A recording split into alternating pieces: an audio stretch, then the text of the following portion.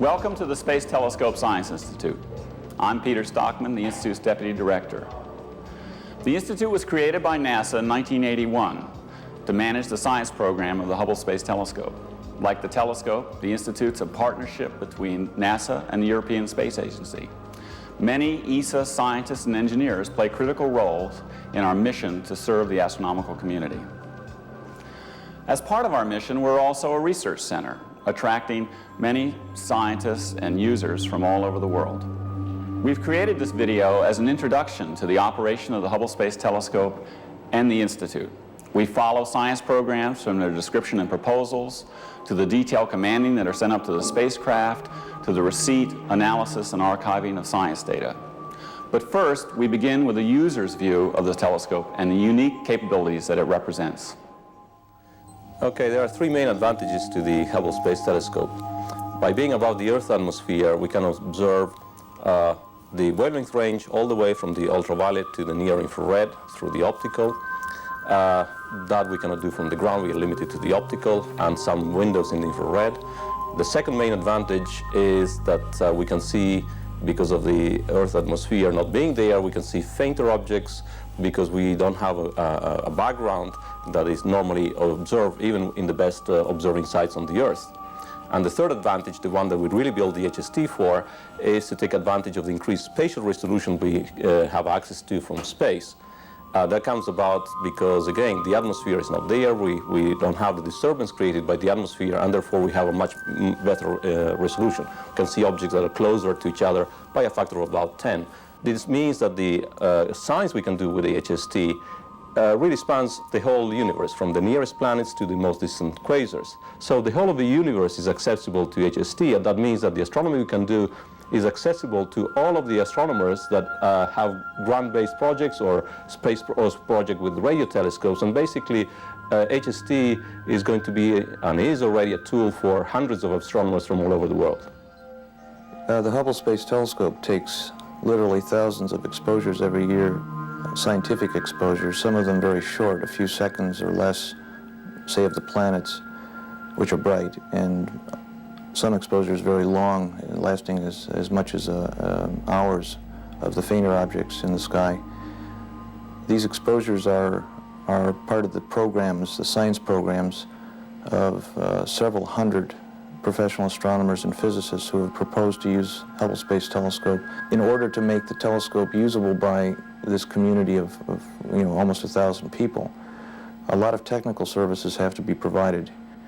It's a complicated life cycle. The user will be involved with their proposal and their program and their observations and their data analysis stages for upwards of 4 years.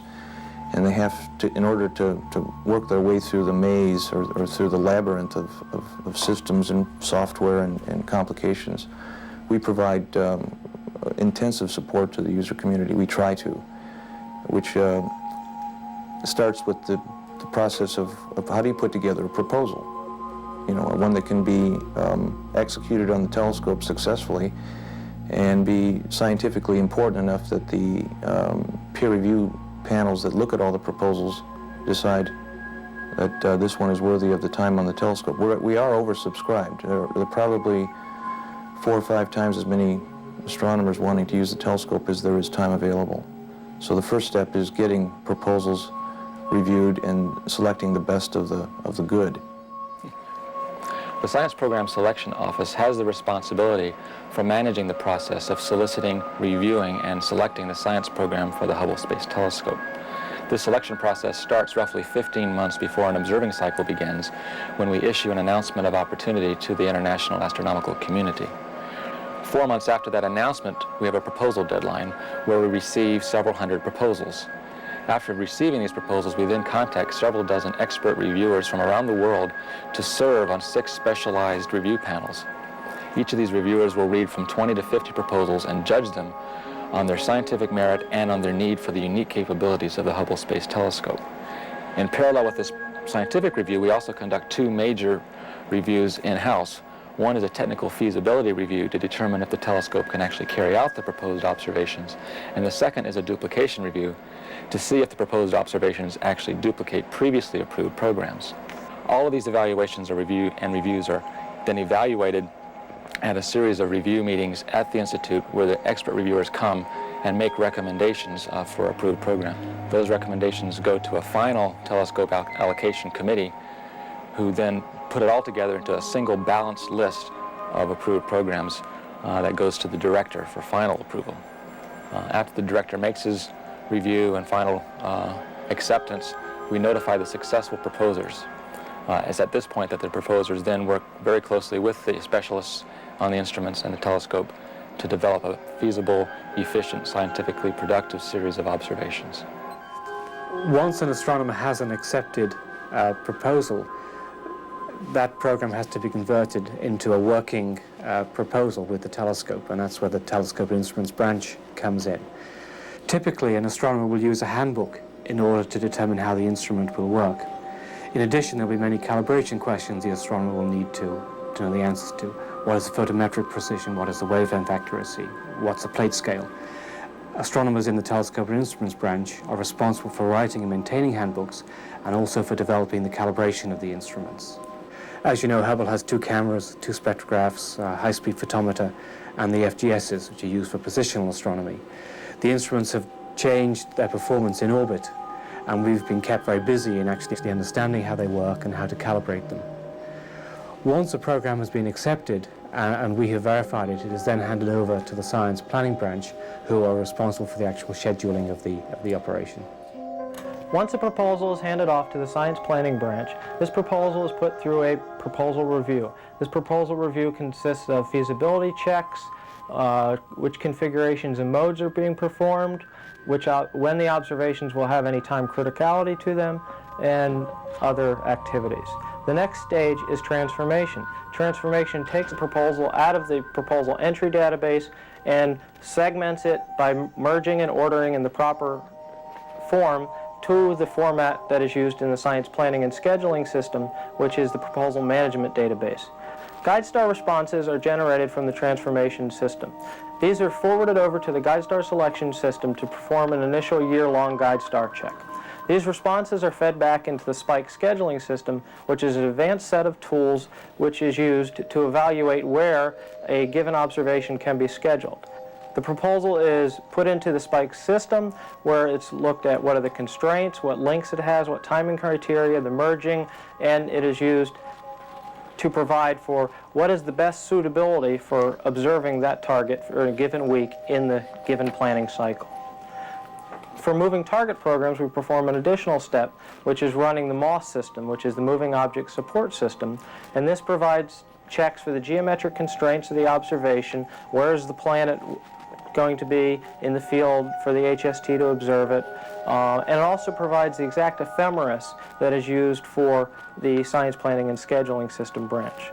And the last step of the planning process is the delivery of our products to the science planning and scheduling system, where this occurs at T-minus 28 days prior to execution of an observation. Okay, in SPSS, we schedule these science activities in 1-week intervals. The main 3 things we do are calendar and proposal preparation, calendar building, and SMS generation. The 1-week calendar content we get from SPB about 8 weeks before execution, and we have to get all the proposal data about then too, because we have to do a lot of preparation and fixing up. We review all the proposals for structural problems that are going to lead to difficult or impossible scheduling constraints. Then we fix up all the problems from the software, and before the calendar is actually built, we have to worry about getting guide stars for any of the proposals that need guide stars, which are most of them. The calendar construction itself begins about 5.5 weeks before execution, and at that point we schedule everything down to the second, avoiding all the constraints we have to avoid. The primary constraint we have, since we're in low Earth orbit, is Earth occultation, and since we are in low Earth orbit, we lose about half the orbit every orbit to that. Some of the other constraints are sun and moon avoidance, SAA avoidance, just getting the guide stars, and instrument warm-up and cool-down times. Once the calendar is built, the science mission specification is then generated. The SMS is a detailed text file that contains all the commanding to control the spacecraft attitude and the management of the science instruments. After the SMS has been generated and reviewed by SPSS, it is then sent to science commanding for a detailed review of the commanding contained in the SMS. Once they have reviewed it and passed it, SPSS then sends the SMS down to pass at Goddard Space Flight Center for further processing. So at any one time, SPSS has in the pipeline 5 to 6 weeks worth of calendars or SMSs, starting with the calendar that is currently being prepared to be built to the SMS that is currently executing on board the spacecraft. There are several different computer software packages which are used to transfer an astronomer's request into the binary code that the telescope and its science instruments understand. The Science Commanding Group is just one of the software groups here at the Institute. We are responsible for providing the programs which describe the detailed steps needed to carry out the requested science observations. We also provide the programs which contain the actual commands that are sent to the spacecraft. For example, let's say an astronomer asks to take a photograph of a galaxy with the faint object camera. Our programs which first configure the filter wheels, then set the photographic size, then open the shutter to begin collecting photons, then start up the science tape recorder to get ready to receive the data, then shut the shutter to end the exposure, dump the data to the science tape recorder, and then turn the tape recorder off. Each step is detailed and timed precisely. There are over 1,000 programs used to direct standard science observations. Many of the programs were derived from those used to test the instruments while they're still on the ground. Our programs are actually run by the Science Planning and Scheduling Group. Their programs direct the usage of the appropriate program for each scheduled activity. Our programs then produce a detailed second-by-second description of the steps needed to carry out each activity. This detailed description is then delivered to the Goddard Space Flight Center for further processing. The Hubble Space Telescope project at Goddard has the overall responsibility of mission operations for the Hubble telescope. Here we worry about the health and safety of the spacecraft. We fly the spacecraft. We do all the scheduling for the support activities to complete the science mission. The Science Institute sends to Goddard a time-ordered 7-day list of science activities. From this 7-day list, we go through that to determine what support services are needed, such as communications, tape recorder management, how we manage the high-gain antenna system, how we manage the power system and momentum to run the science mission. We send the commands to have the science data sent down, again through TDRS, to Goddard, where it is collected in the data collection facility, and then it is shipped to the Science Institute within 24 hours, usually a lot less shorter than that. At the Observation Support System here at the Space Telescope Science Institute, we quality check the science data to ensure there's nothing wrong with the observation, there's nothing wrong with the science instrument, and that there's nothing wrong with the spacecraft. For the images, we would normally display them on an imaging device. For most of them, that would be sufficient. A visual inspection is sufficient to see that there's nothing wrong either with the instrument or the spacecraft. For data from the high-speed photometer or one of the spectrographs, we would also display those data, but we would in addition normally run some kind of a statistical command on the data so that we could look at the trend of the data, look at the RMS scatter of the data, and maybe look at the jitter to see if something was wrong either with the spacecraft or the instrument while those data were being obtained. From here, you'd go back to the PODOPS system to see the data that's actually being sent from here to the observers. Well, in addition to going to the observation support system, the data from the 5 instruments on Hubble are split off at the Goddard Space Flight Center to the data capture facility there. This facility corrects for errors in transmission, bit flips from 0 to 1 or 1 to 0. Then, twice a day, my post-observation data processing branch receives batches of data from them. Our system here at the Institute performs several stages of data processing automatically, so long as no errors are detected by the software. If errors occur, our operators use specific procedures to fix the problem and send the observation back through the automatic pipeline. The pipeline processing converts the raw bits of the telemetry into a format which can be analyzed by the proposer or archive researcher. and calibrates the data to remove instrumental effects. Processing also generates a plot or a glossy print for the proposer and sends the data automatically to the archive system. DMF is responsible for the archive and retrieval of all HST data.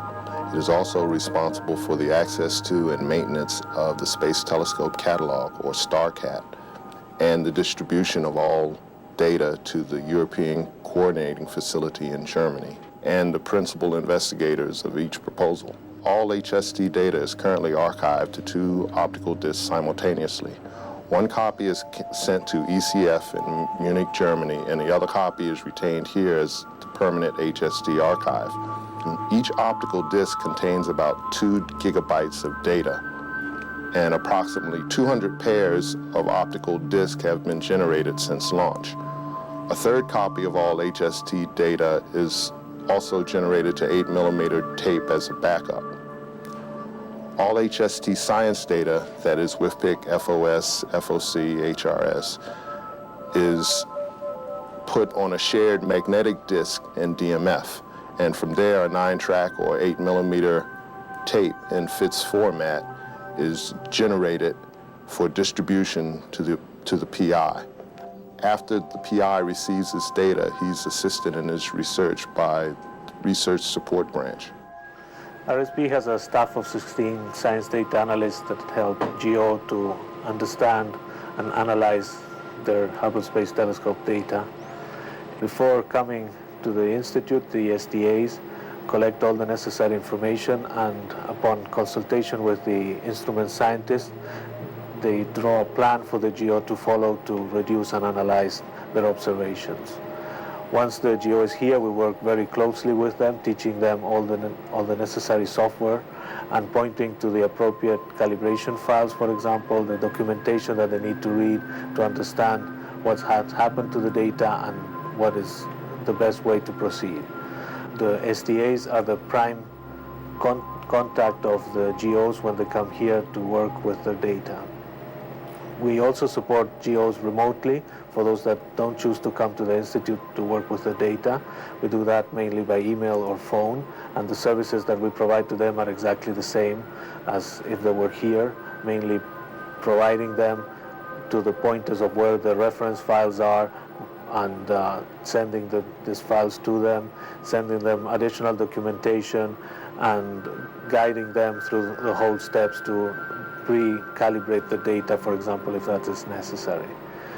The science data analysts also support staff research, and they're experts in many of the most common software tools for astronomical analysis, like APES, IDL, VISTA, and in particular IRAF and STS does.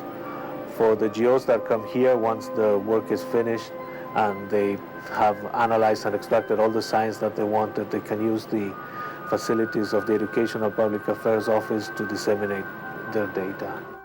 Academic Affairs Division is sort of the scientific conscience of the Institute. We are in charge of helping the astronomical community and the Institute itself to put the HST results in context and get the best out of it. The way it is done is by discussing the results in workshops and colloquia. And we have the May workshop, which is in fact more probably called a symposium because it is a really big event with large audience and broad subject, which attracts people from everywhere in the world. In addition to workshops, we have colloquia and visitors, so we are attracting people coming here to tell us what they're doing, and in other places what they are planning to do with observations both with HST and other instruments, and to tell us about problems in astronomy, which can trigger more observing with space telescope, more development of astronomy. Last but not least is the Hubble Fellowship Program, which is a program which was started a couple of years ago, aiming at attracting the best young PhDs into space astronomy, and in particular to HST astronomy. So essentially, we are relaying the science from Space Telescope to the astronomical community. Parallel to what we are doing, the EPA, the Education and Public Affairs Division, is doing to the general public. The staff at the Space Telescope Science Institute feels a special responsibility and an obligation to share the early Hubble science results with the general public. We want to especially capture the joy and the excitement of doing science. Let kids of the next generation know that it's fun to be a scientist. In many ways, science can be sterile if it's not incorporated and integrated into the general culture of our society. In educational and public affairs here at the Institute, we work with visiting astronomers in a variety of ways. For example, in the public domain, we try to work with them closely to issue press releases. In the Astronomy Visualization Laboratory, we try to capture the essence of their findings on videotape that can be used in schools. And in the educational domain itself, we work with visiting astronomers to try to package together products and hands-on activities that teachers can use. In many ways, we're not just sitting here waiting for the public to approach us or the taxpayer to ask us questions. Rather, we're aggressively reaching out and trying to teach and educate, and thereby disseminating the essence and early findings of the science mission into the very fabric of our society. You've seen the broad range of activities it takes to run the Hubble Space Telescope, 24 hours a day, 7 days a week. From the solicitation of proposals to the dissemination of results to the public and the astronomical community. I hope you've gained a better understanding of the diverse talents and ideas it takes to run the HST.